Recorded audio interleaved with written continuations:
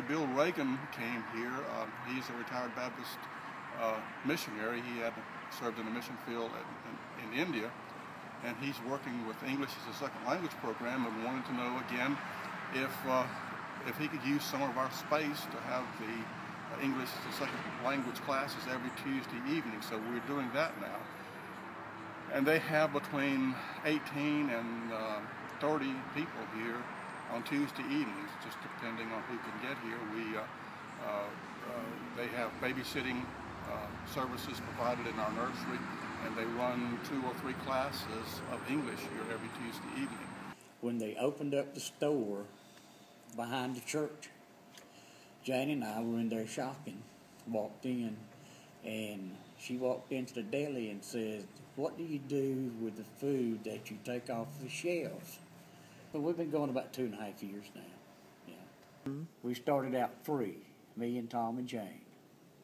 And then it grew to people volunteering, and now we've got probably 14 volunteers to pick up, and Jane and I distribute it. We started our ministry in June of last year, and so we've almost been open a year now. What we do is house men coming off of drugs and alcohol and introduce them to Christ, try to cultivate a relationship with the Lord. We don't charge these men anything to get the help that they need. And the food that's donated from Covenant, today I think we picked up about $1,000 worth of food.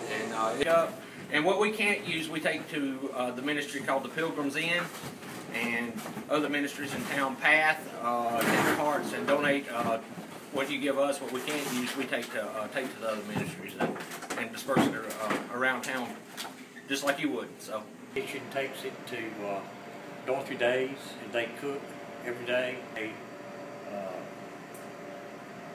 Walter White, who is affiliated with Ronell King, he picks up.